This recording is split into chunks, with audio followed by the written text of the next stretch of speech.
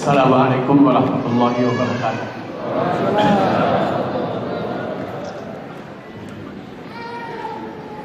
Alhamdulillah.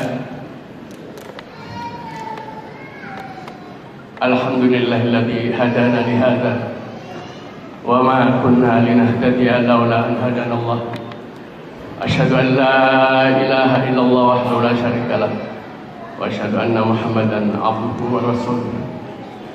Wassalatu wassalamu ala nabiyyina Muhammadin wa ala alihi wa ashabihi thayyibin at-tahirin wa man salaka sabilahum wa tarassama khutahum wa nahaja manahijahum bi ihsani ila yaumil qiyamah.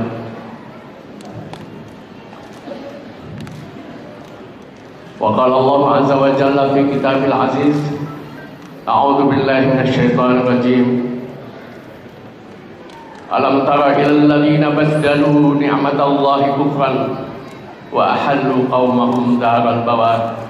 Shadaqallahul azim. Ikhwan dan akhwat billah rahimakumullah. Alhamdulillah, Allah Subhanahu wa taala memberikan kesempatan, kekuatan dan kemauan kepada kita untuk berkumpul bersilaturahim, melakukan suatu konsolidasi di hari-hari yang sudah menjelang suatu yang disebut pesta demokrasi, yang sudah tentu bagi kita sebagai partai dakwah, sebagai kader-kader dakwah, memberi arti yang lebih jauh dari itu. Karena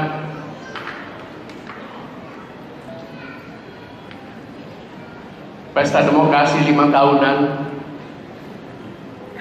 atau pemilihan umum bagi kita adalah suatu waktu yang kita gunakan sebagai barometer sejauh mana keberhasilan dakwah kita di tengah-tengah masyarakat, menguji hasil-hasil dakwah kita di tengah-tengah umat dan bangsa ini,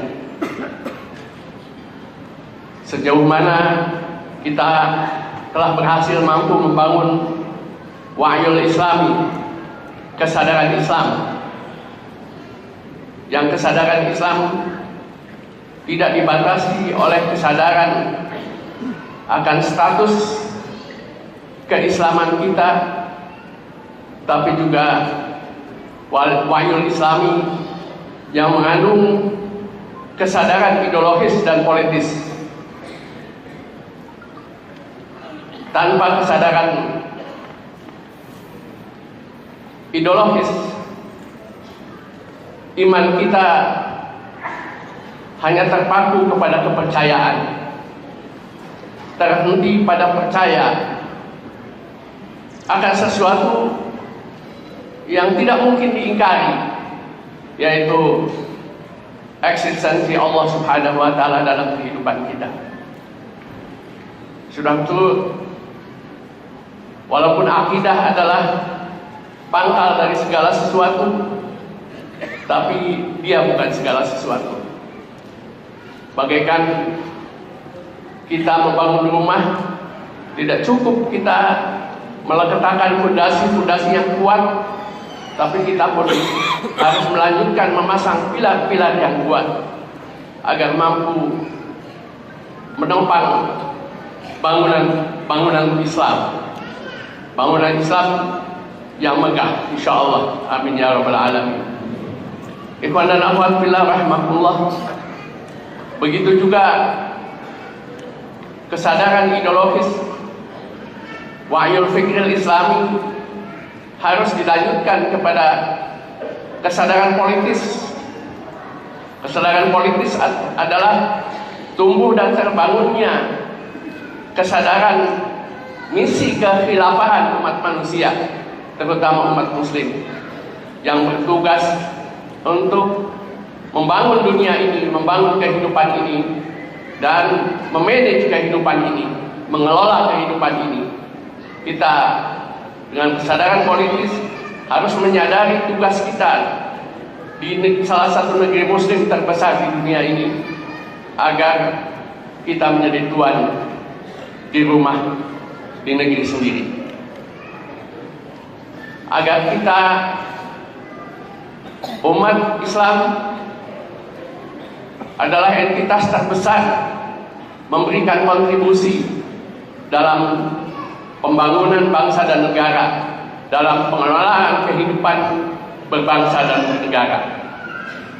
Dan itu tidak mungkin ada kecuali adanya kesadaran ideologis dan kesadaran politis.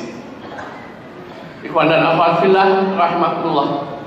Kalau kita melihat sejarah perpolitikan Indonesia,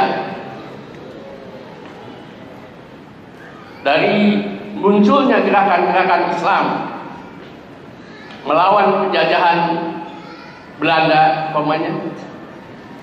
pelopor kebangkitan itu jelas adalah para ulama dan zu'ama Islam, baik yang terorganisir secara lokal atau secara nasional. Bahkan pelopor kebangkitan nasional yang walaupun dalam sejarah yang sering dimanipulasi, sebetulnya adalah gerakan Islam, yaitu dimulai dengan Syarikat Dagang Islam dan Syarikat Islam. Syarikat di sini bermakna jamaah Islam, yang terus ditumbuh kembangkan sehingga dengan nikmat karunia Allah bangsa ini berhasil mengusir penjajahan. Tapi kemudian dengan aneka ragam manipulasi sejarah, manipulasi politik, akhirnya setelah merdeka ternyata kekuatan Islam tidak mendominir dalam mengolah kehidupan berbangsa dan bernegara di Indonesia. Kesadaran ini penting ditumbuh kembangkan sehingga semangat juang kita insya Allah semakin menggelora dalam menyongsong kemenangan yang dijanjikan Allah Subhanahu wa taala. Ikhwan dan akhwat fillah rahimakumullah. Al-Qur'an banyak memberikan pelajaran kepada kita melalui kisah-kisah para anbiya wal mursalin, bagaimana menghadapi tantangan dakwah yang semakin berat, mengemban risalah dakwah yang semakin sulit. Umpamanya salah satu kisah di dalam Al-Quran yang harus menjadi pelajaran bagi kita, di antaranya kisah Nabi Yunus, di mana beliau ini salah satu anbiya atau rasul Bani Israel yang ditugaskan oleh Allah mengemban dakwah di daerah Irak, daerah Mosul, atau sekarang disebut provinsi Nainawa. Di sanalah beliau bertugas. Ternyata dalam melaksanakan tugas, beliau menghadapi tantangan berat, menghadapi hambatan-hambatan yang luar biasa, sehingga beliau sebagai manusia marah oleh situasi itu. Dan Allah mengisahkannya dalam beberapa surat dalam Al-Quran. Kalau tidak salah ada 4 surat yang mengisahkan Nabi Yunus alaihissalam. Disebutkan menghadapi beratnya tantangan dakwah, beliau alaihissalam marah luar biasa. Dikisahkan dalam surat Al-Anbiya itu disebutkan, wa dhannuni idh dhahaba mughadiban wa dhanna alla naqdira alaihi fanada fi dhulumati alla ilaha illa anta subhanaka inni kuntu minadh dhalimin. Dikisahkan dalam ayat-ayat lain, surat lain, umpamanya surat Shofat, menjelaskan kisah ini karena kejengkelan dan kemarahan kepada kaumnya yang selalu menentang dan menghambat dakwah. beliau marah, lalu meninggalkan wilayah dakwahnya. Kalau sekarang mungkin meninggalkan dapilnya. Dapilnya sulit, dapilnya berat. Sekarang ini ada kisah dapil berat dan dapil. Lalu beliau pergi meninggalkan medan dakwahnya dalam keadaan marah. Kata Allah, jangan dikira Allah akan membiarkan kelalaianmu meninggalkan daerah dakwah itu. Wa dhanna alla naqdira alaihi. Akhirnya dalam kisah itu disebutkan, wa inna Yunus la minal mursalin id abaqa ilal fulkil mas'ud. Dan Yunus adalah salah seorang utusan kami yang meninggalkan tugasnya lalu naik perahu yang penuh dengan muatan. Di tengah lautan ombak menggelora menghantam kiri kanan kapal, sehingga nahkoda kapal memutuskan untuk mengurangi muatan dan tumpangannya. Lalu dibuatlah pilihan nahkoda, yaitu untuk diundi. Siapa yang kalah dalam undian harus dilempar ke laut. Dan dalam kisah dalam tafsir disebutkan Nabi Yunus diundi kalah 3 kali. Fasahama fakana minal munhadin. Ikut berundi dan 3 kali terus menerus kalah. Akhirnya beliau dilempar ke laut. Faltaqamahul hut, lalu ditelan oleh ikan paus raksasa. Jadi ayat ini memberikan pelajaran kepada kita sebagai dai, jangan marah menghadapi situasi, jangan jengkel menghadapi kondisi yang sulit sekalipun. Ingat, pertolongan Allah insya Allah selalu menyertai kita. Para rasul lain dikisahkan ketika situasi terdesak, umpamanya ketika Nabi Musa alaihissalam beserta Bani Israel ketika akan menyelamatkan Bani Israel dari Mesir. Bani Israel sudah putus asa dari kejaran Firaun karena terhadang oleh Laut Merah. Mereka berkata dengan penuh putus asa, inna lamudrakun, kami bakal tertangkap, terdesak oleh kekuatan Firaun. Musa alaihissalam menjawab, membesarkan hati kaumnya, kalla, tidak sama sekali, tidak akan tertangkap. Inna ma'ya rabbi sayahdin, sesungguhnya Allah beserta kita yang akan memberikan petunjuk, yang akan memberikan jalan keluar dari segala kesulitan di medan perjuangan, di medan dakwah ini. Insyaallah, amin ya rabbal alamin. Ikhwan dan akhwat fillah rahmatullah, Nabi Yunus mendapatkan teguran hukuman dari Allah Subhanahu wa taala dengan ditelan oleh ikan paus itu. Apa yang dilakukan oleh Nabi Yunus setelah berada di dalam perut? Sudah itu pertolongan Allah. Walaupun beliau dalam kondisi dihukum sekalipun tetap menyertai beliau. Sehingga dalam tafsir disebutkan perut ikan paus itu tidak mampu mencerna Nabi Yunus sebagai mencerna makanan lain yang ditelannya, sehingga beliau tetap bisa bertasbih di dalam perut itu. Tasbih yang sering kita ulang-ulang, yaitu la ilaha illa anta subhanaka inni kuntu minadh dhalimin. Dan inilah yang menyelamatkan beliau dari perut ikan paus itu. Bahkan kata Allah, kalau saja dia tidak selalu bertasbih, lama kata fi batnihi ila yaumi yub'atsun, pastilah Yunus alaihissalam akan berada di perut ikan itu sampai hari kiamat. Jadi ada ketentuan dari Allah hukumannya. ditelan ikan paus dan akan berada di perut itu sampai hari kiamat. Tapi dengan tasbih yang mengandung 3 kalimat, 3 unsur. La ilaha illa anta, pengakuan dan pengokohan tauhidillah. Subhana, mensucikan Allah dari segala kekurangan. Inni kuntu minadh dhalimin, dan pengakuan atas kesalahan-kesalahan masa lalu, termasuk marah, jengkel terhadap daerah dakwahnya yang selalu menentangnya.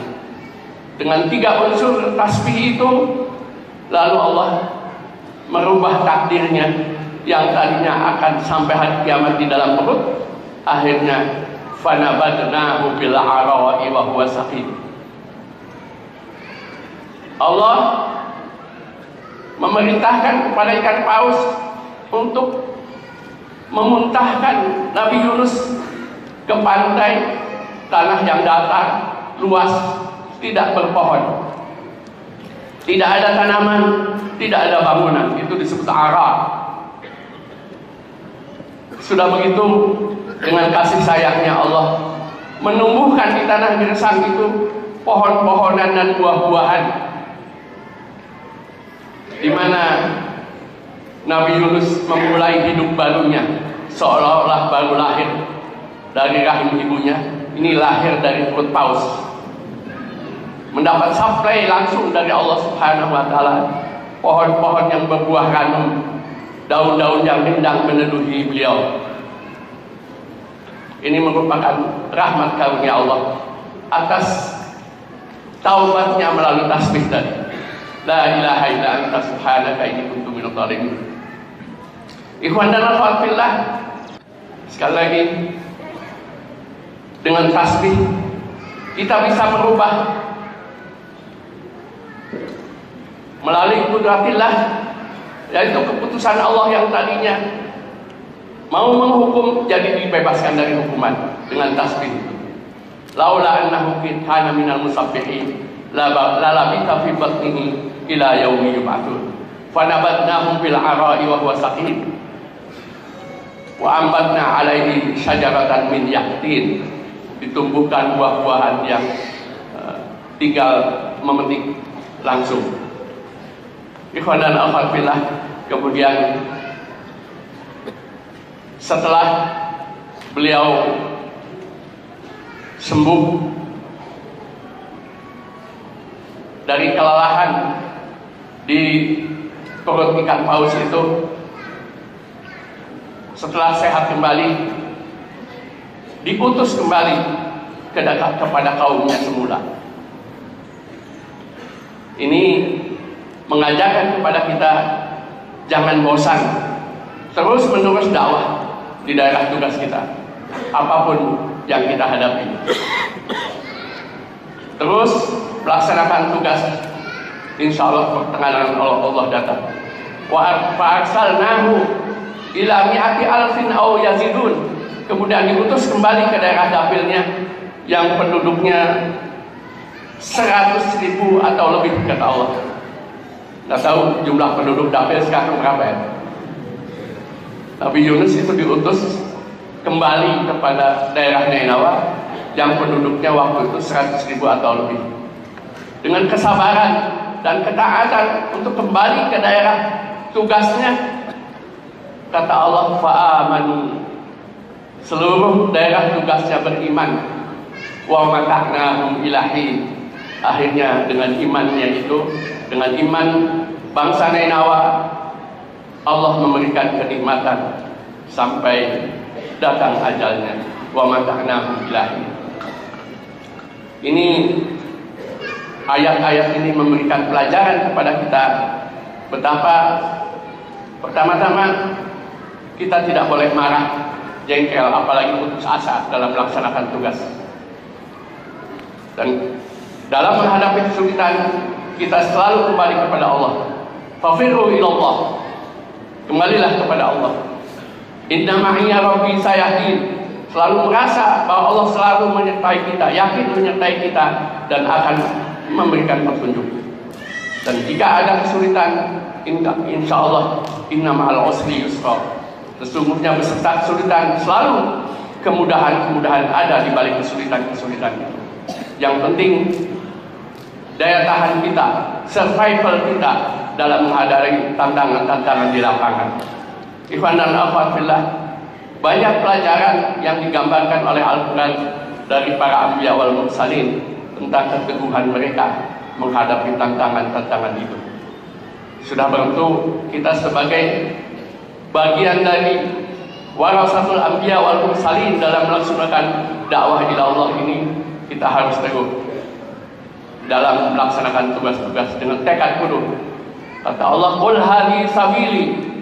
Kita harus tetap mencanangkan, memproklamirkan, mendeklarasikan, inilah jalanku. Qul hadhihi sabili. Ad'u ila Allah. Jalanku yang kita pilih adalah mendakwah kepada Allah, mengajak manusia mendekat kepada Khaliqnya, mendekat kepada penguasa semesta alam. Ad'u ila Allah ala basiratin, dengan penuh kesadaran, dengan penuh keinsafan, dengan penuh keikhlasan, dengan penuh keteguhan hati. Ala basiratin ana wa man ittaba'ani, aku dan orang-orang yang mengikuti jejak perjalanan dakwahku. Ikhwan dan akhwat fillah, mudah-mudahan upaya konsolidasi ini mengokohkan soliditas jamaah kita, soliditas struktur tandem kita, dan juga insya Allah meningkatkan dinamika perjuangan kita, sehingga Allah akan menolong kita, mengantarkan untuk meraih kemenangan demi kemenangan. Ikhwan akhwat fillah, tanggung jawab kita sangat besar. Kita berdakwah di tengah-tengah umat Islam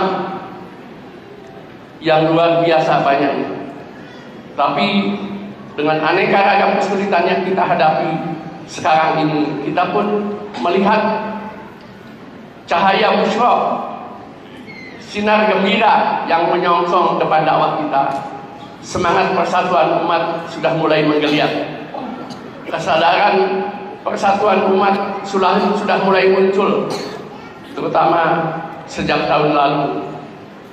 Sejak ada pelecehan terhadap Al-Quran dan kebangkitan kesadaran umat sudah meningkat, dimulai dengan perlawanan terhadap pelecehan Al-Quran yang menghasilkan konsolidasi yang terkenal dengan sebutan 212. Kemudian dilanjutkan juga semakin maraknya umat Islam mendekat kepada Al-Quran, tumbuh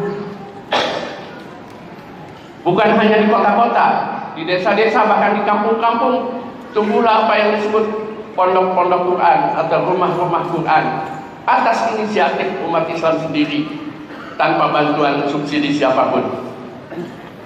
Dan pendekatan Al-Quran yang sedang booming di Indonesia ini, kita partai dakwah harus memanfaatkannya, mendayagunakannya untuk semakin mendekatkan umat Islam kepada nilai-nilai perjuangan Islam yang sebenarnya, yang tidak keluar dari garis Quran dan Sunnah. Ini adalah minal mubasyirat, dari suatu berita gembira dari Allah Subhanahu wa Ta'ala. Gairah perjuangan sudah mulai meningkat, insya Allah.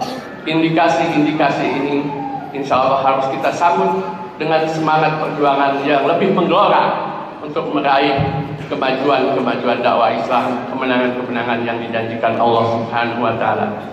Ikhwan dan akhwat fillah rahimakumullah, dinamika perjuangan sekali lagi harus kita gelorakan, dan sudah tentu uji publik dakwah kita sekarang saat sejauh mana kita bisa memasuki pintu-pintu hati mereka, sehingga insya Allah mereka akan terlibat sepenuhnya dalam perjuangan dakwah Islamiyah di Indonesia, sehingga lahirlah insya Allah ke depan baldatun thayyibatun wa rabbun ghafur, insya Allah.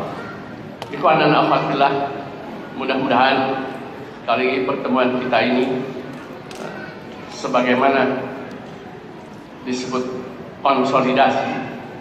konsolidasi harus secara manajerial ditindaklanjuti oleh adanya koordinasi yang tepat pembagian tugas yang tepat, yang kemudian insya Allah kita mampu memobilisasi seluruh potensi yang kita miliki, potensi ikhwan dan akhwat, potensi umat yang selama ini alhamdulillah bergerak terus menerus untuk meraih kemenangan demi kemenangan, insya Allah. Amin ya rabbal alamin. Ikhwan dan akhwat billah, sekian lagi saja sambutan dari saya. Mudah-mudahan Allah Subhanahu wa taala memberikan taufik, hidayah, riayah dan pertolongan kepada dakwah kita untuk mencapai cita-cita mulia, insyaallah. Amin ya rabbil alamin. Aqulu qauli hadza wa astaghfirullah wa lakum. Wassalamualaikum warahmatullahi wabarakatuh.